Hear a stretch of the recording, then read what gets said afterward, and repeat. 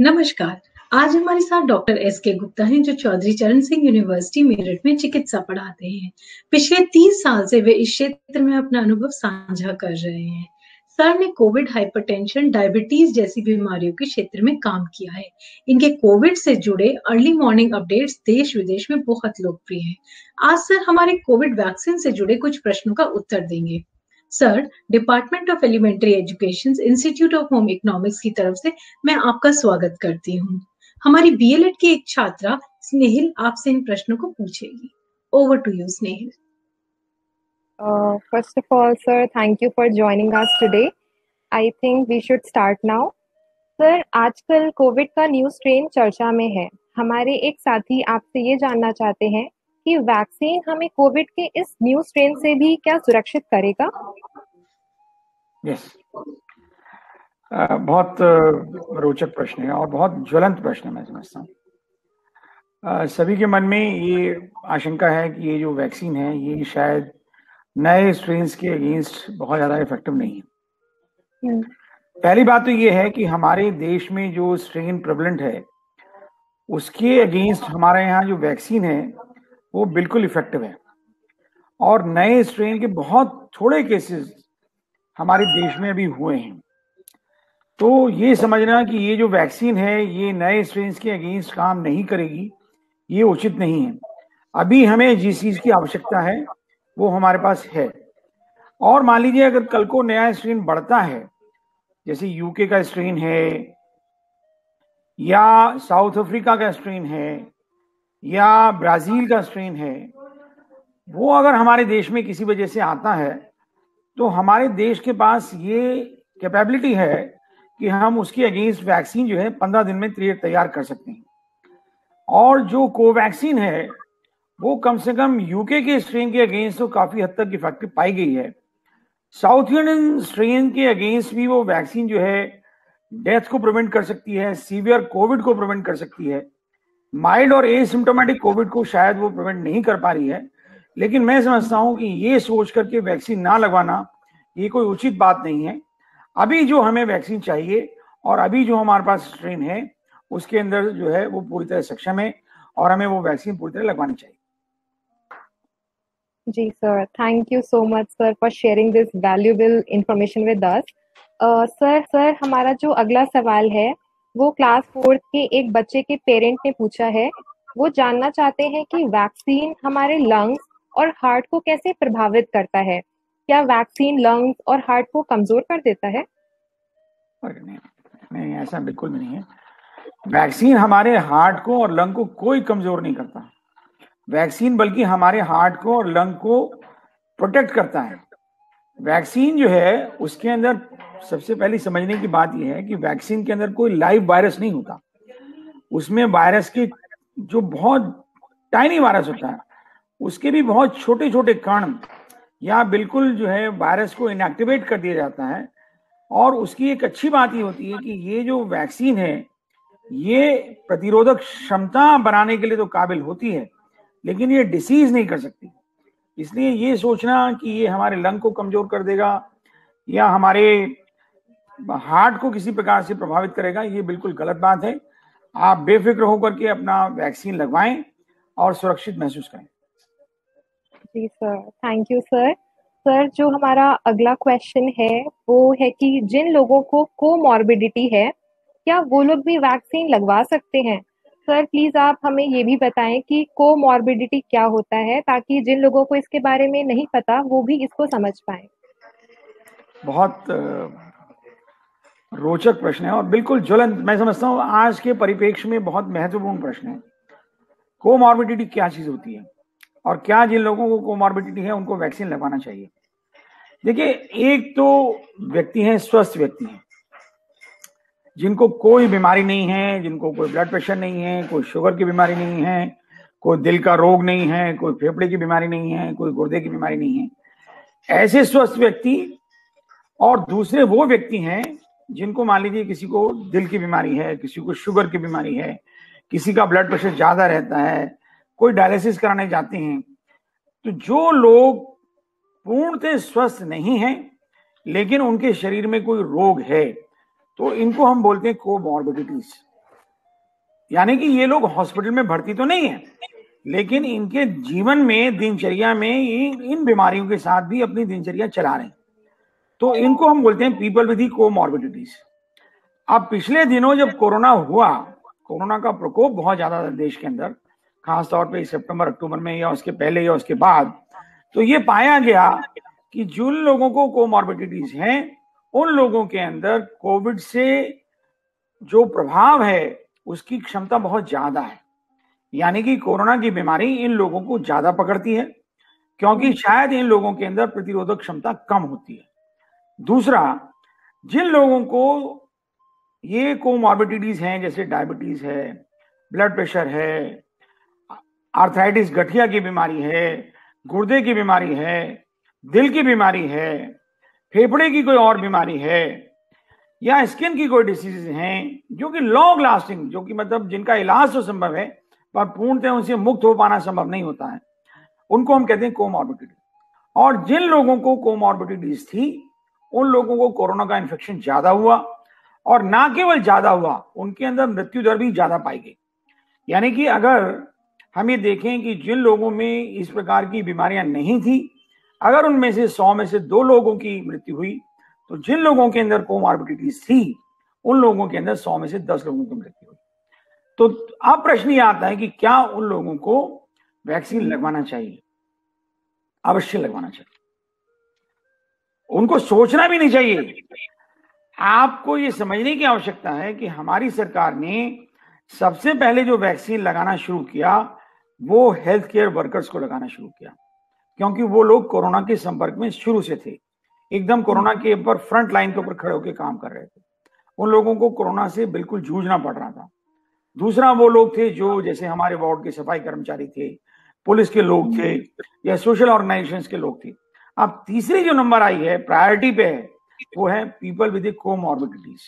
जिन लोगों को शुगर है, जिन लोगों को डायबिटीज है, जो शरीर से बहुत मोटे हैं, जिन लोगों को दिल की बीमारी है, जिन लोगों को गुर्दे की बीमारी है, इन सब लोगों को वैक्सीन जरूर लगवानी चाहिए।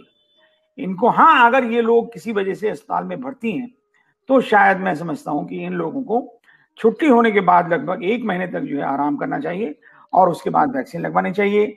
लेकिन जो लोग हॉस्पिटल में भर्ती नहीं है, रूटीन में जिनका काम चल रहा है, उन लोगों को तुरंत जाकर के अपने आप को कोरोना की वैक्सीन लगवानी चाहिए, तभी वो जो है कोरोना के प्रकोप से बच पाएंगे। और अगर उनको कोरोना हो गया तो उनके अंदर, क्योंकि मृत्यु का खतरा बहुत ज्यादा रहता है, अतः इस तरह के लोग प्रायोरिटी ग्रुप में माने जाते हैं, प्राथमिकता है लोगों के लिए। तो इस प्रकार के लोग बिल्कुल सोच विचार ना करें और तुरंत जाकर के अपने कोरोना वैक्सीन को लगवाएं। हाँ, अगर किसी की बीमारी बहुत बड़ी हुई है तो वो अपने डॉक्टर से संपर्क करें, और अगर उनको लगता है, उनके डॉक्टर को लगता है कि इनको वैक्सीन दी जानी चाहिए और दी जा सकती है तुरंत, तो वो वैक्सीन को जरूर लगवाएं। जी सर, थैंक यू सर। वैसे लोगों में बहुत ही कंफ्यूजन था कोमॉर्बिडिटी को लेकर, एंड मुझे लगता है कि आपके इस जवाब को सुनने के बाद उनको बहुत क्लैरिटी मिलेगी इस पर। सर, जो हमारा नेक्स्ट क्वेश्चन है वो मेरे ख्याल से सबसे ज्यादा पूछे जाने वाले सवालों में से एक है, क्या गर्भवती महिलाएं भी वैक्सीन लगवा सकती हैं सर? बहुत ही मुश्किल प्रश्न है।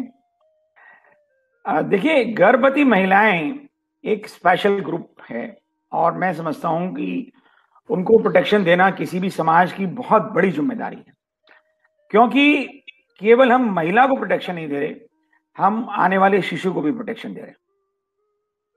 अब इसका प्रश्न का उत्तर हमारे पास बिल्कुल स्पष्ट नहीं है। क्यों नहीं है? क्योंकि जितनी भी वैक्सीन की ट्रायल्स हुई हैं उनके अंदर गर्भवती महिलाओं को शामिल नहीं किया गया। तो इस विषय में हम बहुत गंभीरता से और दृढ़ता के साथ नहीं कह सकते कि उनको वैक्सीन मिलना चाहिए कि नहीं मिलना चाहिए। लेकिन एक अच्छी खबर जो है वो ये है कि अमेरिका में लगभग 11,000 से ज्यादा गर्भवती महिलाओं को वैक्सीनेशन किया जा चुका है और लगभग 3 से ज्यादा महीने हो गए हैं उनको वैक्सीन दिए हुए, और उनके अंदर या उनके पेट में पल रहे शिशु के अंदर किसी प्रकार का कोई साइड इफेक्ट नहीं देखा गया है। तो हम साइंटिस्ट ये कहने लगे हैं कि गर्भवती महिलाओं को भी वैक्सीन सेफली दी जा सकती है, लेकिन इस विषय में पूर्णतः निर्णय कुछ समय के बाद ही आ पाएगा, लेकिन मैं ये समझता हूं कि जो मेरा अपना निजी राय है वो ये है कि गर्भवती महिलाओं में भी ये वैक्सीन पूर्णतः सुरक्षित रहेगी और किसी प्रकार के खतरे होने की कोई संभावना इसमें नहीं है। और खास तौर पे जो आपने प्रश्न शायद अभी नहीं पूछा है, जो मैं अपनी तरफ से बता देना चाहता हूं कि जो दूध पिलाने वाली महिलाएं, लैक्टेटिंग मदर्स जिनको बोलते हैं, जो अपने शिशु को स्तनपान करा रही हैं, उनके अंदर भी अभी जो एक स्टडी हमारे पास आई, उसके अंदर ये देखा गया कि उनके अंदर जो दूध होता है, जो स्तनपान कराने की वजह से बच्चे के अंदर माँ का दूध जाता है, उसके अंदर कोरोना की एंटीबॉडीज हैं और वो बच्चे को भी प्रतिरोधक क्षमता प्रोवाइड कर सकती हैं। यानी कि अगर माँ को वैक्सीन लगी है गर्भ के दौरान या डिलीवरी के बाद और माँ के अंदर एंटीबॉडीज बन गई हैं, तो ये एंटीबॉडीज माँ के दूध से बच्चे के शरीर में जाकर उसको भी सुरक्षा प्रदान करती हैं। तो मैं अपना निजी राय पे ये कह सकता हूं कि गर्भवती महिलाएं बिना किसी डर के, बिना किसी झिझक के वैक्सीन लगवाने की तरफ अग्रसर हों। जी सर, इसका उत्तर देने के लिए धन्यवाद सर। हम आगे बढ़ते हैं।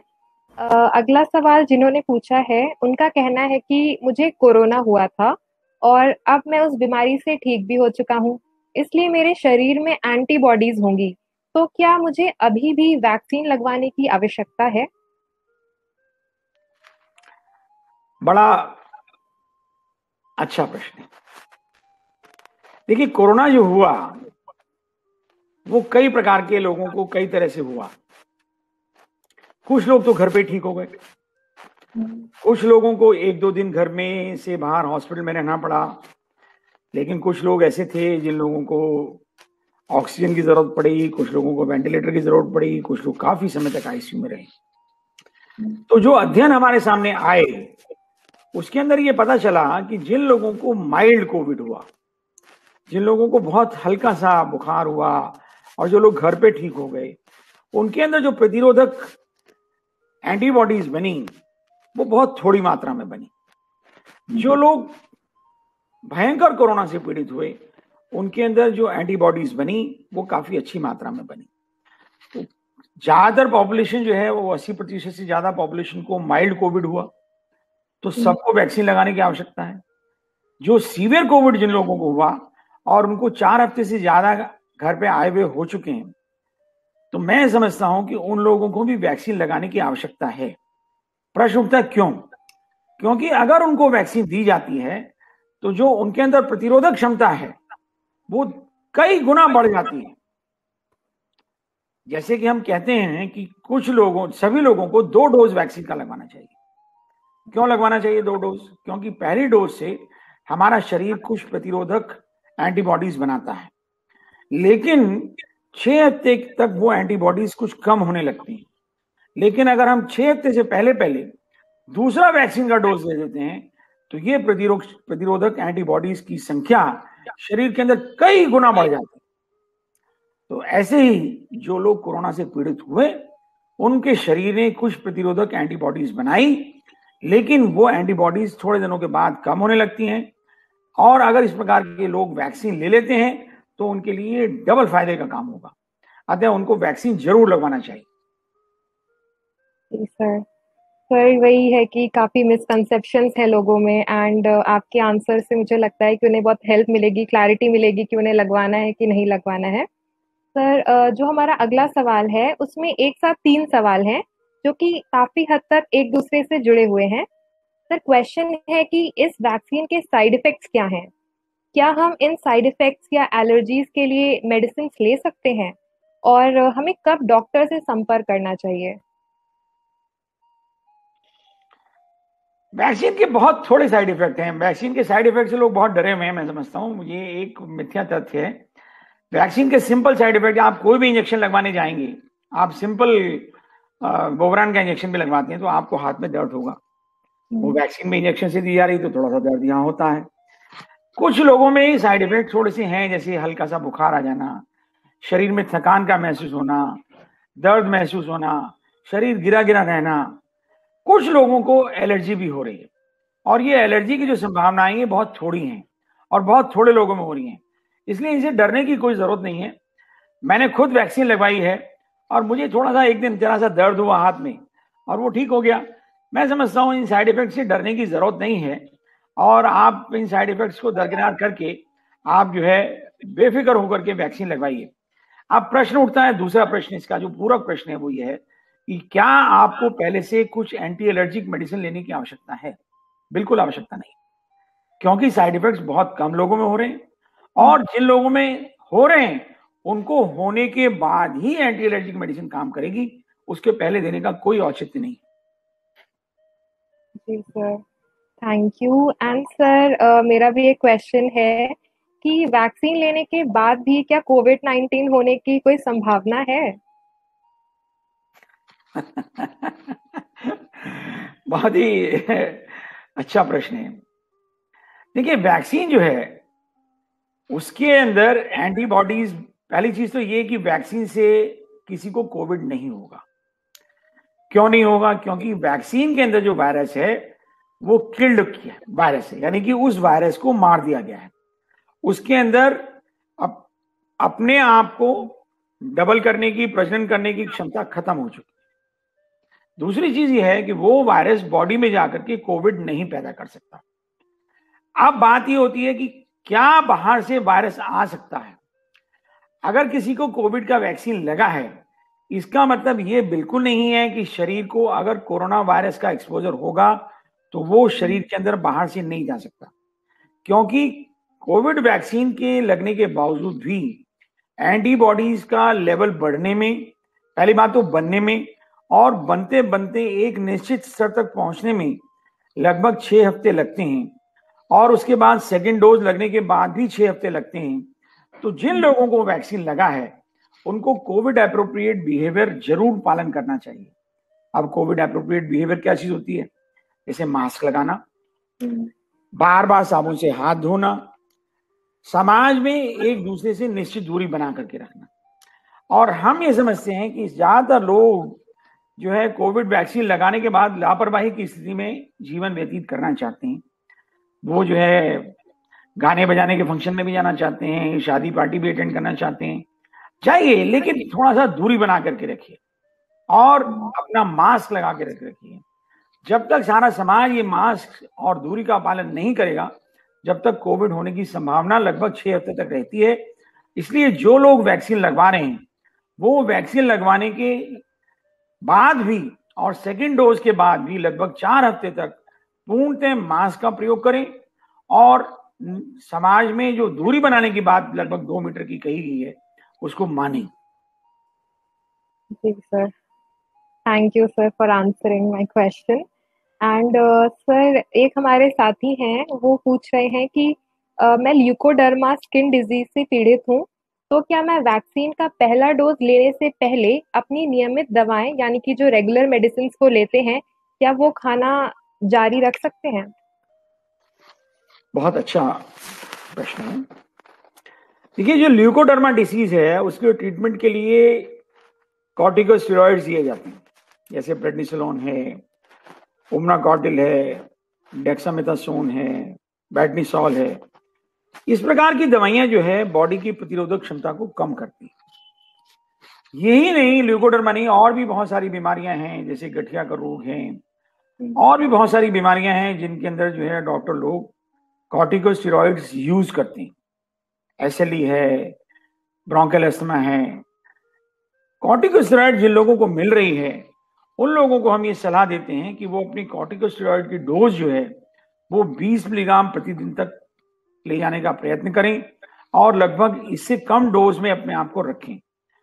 अब इससे कम डोज में रखना डॉक्टर के हाथ में होता है, मरीज के हाथ में तो होता नहीं। तो इन लोगों को ये चाहिए कि अपने डॉक्टर से मिलकर के अपने कॉर्टिकोस्टेरॉइड्स की डोज यानी कि प्रेडनिसोलोन की डोज 20 मिलीग्राम से नीचे नीचे रखें, और अगर उनके डॉक्टर ये समझते हैं कि इनकी डोज कम करने से इनके शरीर की बीमारी बढ़ेगी नहीं, इनको कोई अनुचित प्रभाव नहीं होगा, कोई एडवर्स रिएक्शन नहीं होगा, तो वो अपनी डोज को कम रखते हुए वैक्सीन को सुरक्षित रूप से लगवा सकते हैं।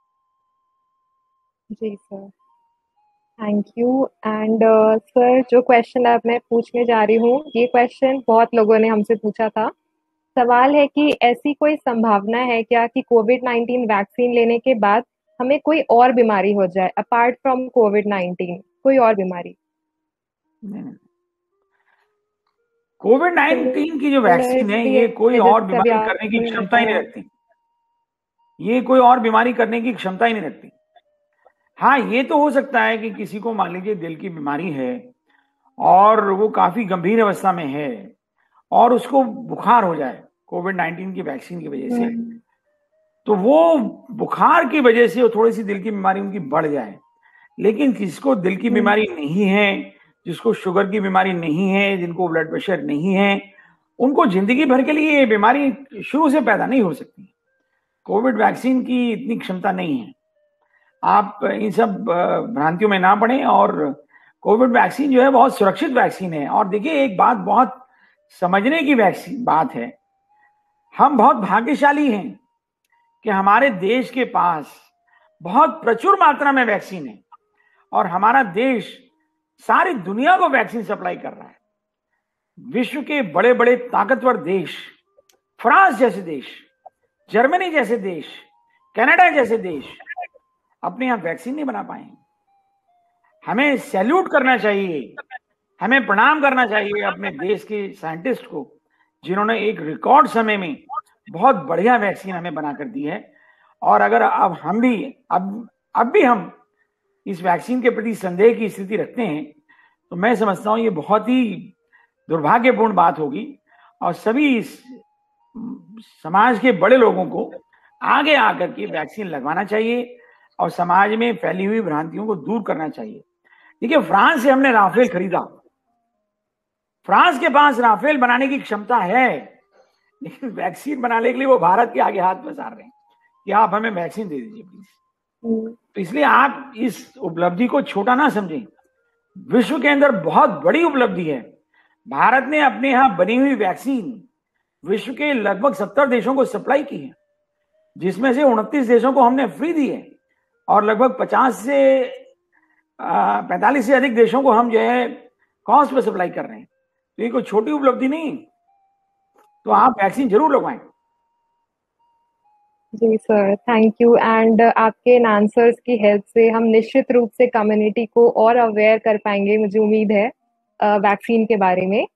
सर, जो हमारा अगला सवाल है, जिन्होंने ये पूछा है उनका कहना है कि मैं कैंसर से पीड़ित हूँ, मैं हार्मोन थेरेपी लेता हूँ, क्या मुझे वैक्सीन लेने से पहले कुछ समय के लिए अपनी दवाओं को रोकने की आवश्यकता है? बहुत सारे प्रश्न इस विषय में हमारे पास आ रहे हैं।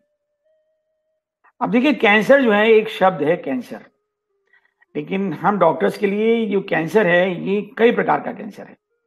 कुछ लोगों को ब्लड कैंसर है, कुछ लोगों को बच्चेदानी का कैंसर है, कुछ को ब्रेस्ट कैंसर है, कुछ को किडनी में कैंसर है, कुछ को लंग में कैंसर है। तो इस प्रश्न का उत्तर मैं एक लाइन में नहीं दे सकता। मैं इन सब लोगों के लिए बस यही कहूंगा कि ये सब लोग अपने डॉक्टर से मिलकर के अपनी दवाओं को सुनिश्चित करें और ज्यादातर लोग इनमें से जो है वो कोविड वैक्सीन ले सकते हैं। जिन लोगों को बोन मैरो ट्रांसप्लांट हुआ है उन लोगों को लगभग 3 महीने तक वेट करना पड़ेगा। जिन लोगों का TLC यानी कि टोटल ल्यूकोसाइट काउंट नॉर्मल है वो वैक्सीन ले सकते हैं। जो लोग इम्यूनोसप्रेसिव एजेंट्स पे, कॉर्टिकोस्टेरॉइड्स पे हैं, उन लोगों को अपनी कॉर्टिकोस्टेरॉइड की डोज थोड़ी सी कम करनी पड़ेगी। पर मैं समझता हूं कि ज्यादातर लोग जो है इनमें से वैक्सीन ले सकते हैं और हार्मोन्स जो है वो आमतौर पर कोविड वैक्सीन के अंदर कोई किसी प्रकार का इंटरफेरेंस नहीं कर रहे हैं। जी sir, thank you. And sir, अब हमारा लास्ट क्वेश्चन है कि, और ये एक प्रश्न 11th क्लास के एक स्टूडेंट ने पूछा है। वह पूछ रही है कि क्या मैं वैक्सीन डोज लेने से पहले पैरासिटामोल ले सकती हूँ जिससे कि मुझे फीवर ना हो?